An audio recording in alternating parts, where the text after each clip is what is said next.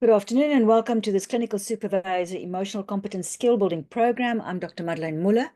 In this particular exercise, we are going to move on to the next level. So in the first two exercises, we were just looking at emotional insight, being able to understand our own saboteurs as well as our own unconscious biases.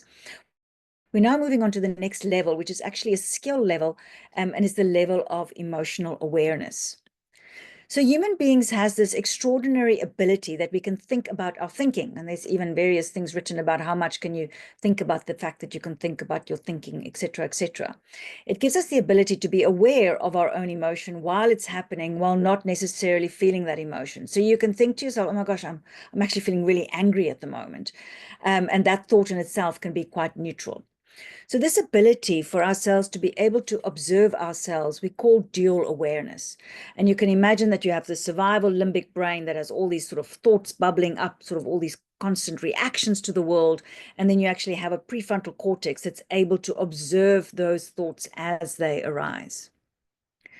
So when we talk about dual awareness, we're talking about developing the skill of becoming aware of your subconscious negative emotions or counterproductive behaviors as they arise.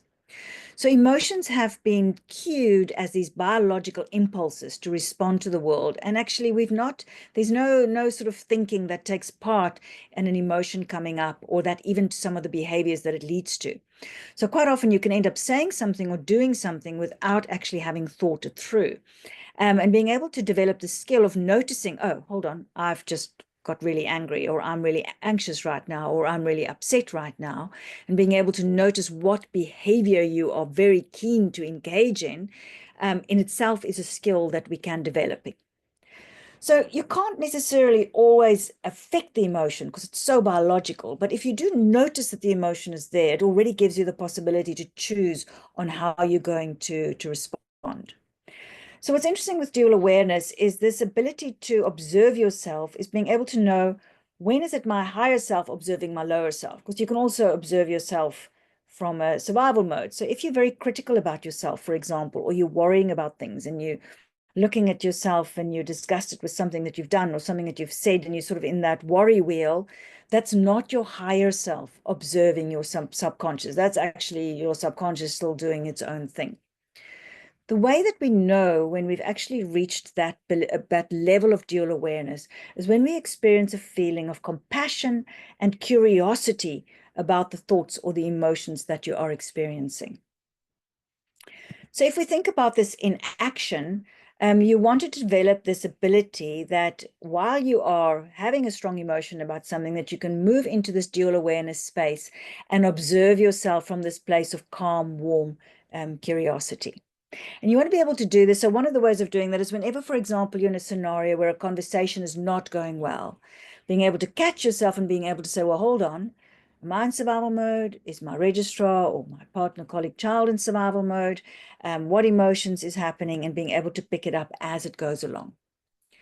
The only thing at this point that you need to know is being able to understand that you cannot fight fire with fire. You do not want to bring your own survival mode to the party. And even if you can't control the emotion, because remember that survival mode is a biological necessity, it does give you the possibility to decide at least to not engage, so tempted to engage in. So we're going to do a dual awareness exercise. It's an exercise that you can do with either your eyes closed or open. I'm going to basically read this out. You don't have to read it yourself. I'll read it out to you while you are doing this. It should only take about 8 to 10 minutes, maybe a little bit shorter. And what we're going to do is we're going to have an exercise where you're going to be observing yourself. So I want you to sit comfortably, take a deep breath, relax your body.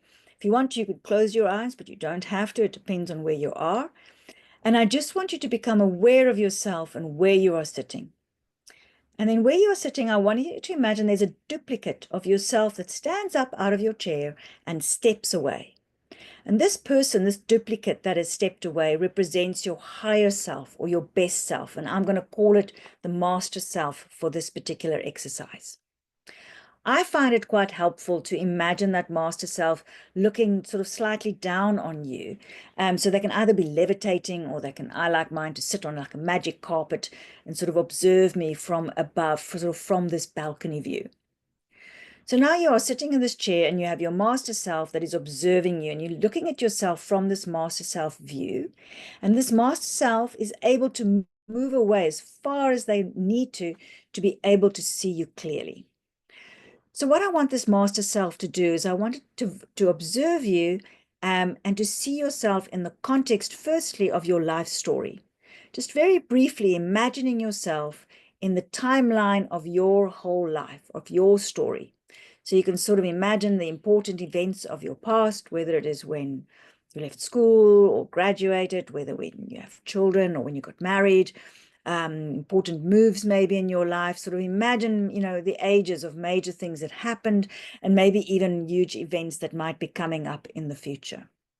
You can stretch as far back in the past or the future that's possible, but you're still visualizing yourself within the present moment of that whole life story. So we've now looked at yourself in terms of time, but I also want to imagine yourself in terms of your context, in terms of space.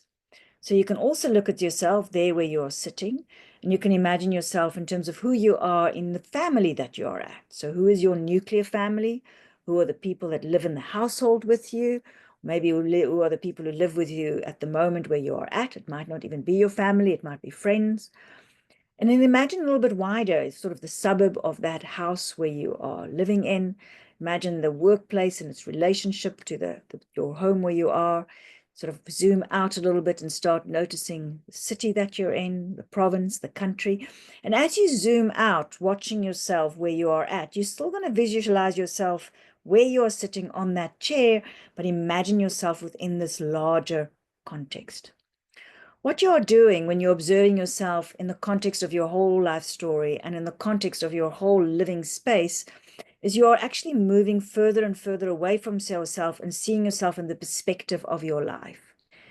The way that you know that you have reached this level of prefrontal cortex executive mode observation is when you can look at yourself, see yourself, and have a powerful feeling of compassion towards yourself. If you find you're still critical about yourself, then you're still too close, and you can actually visualize yourself moving further away on that magic carpet, either in space or in time, and seeing yourself within the larger context of your humanity and of who you are. This ability to see yourself with compassion is an extraordinary dual awareness skill that you have, and that you can learn to apply in scenarios where this lower part of yourself is wanting to predominate. So if your emotions are bubbling up, or if you've got all kinds of thoughts, irrational thoughts bubbling up, being able to just observe those from those place of compassion. The next level skill of dual awareness is being able to bring that same level of observation when you are looking at somebody else who might be in distress or might be anxious or might even be raging at you, and being able to see a little bit them also within this perspective of their lives and their life story and of who they are.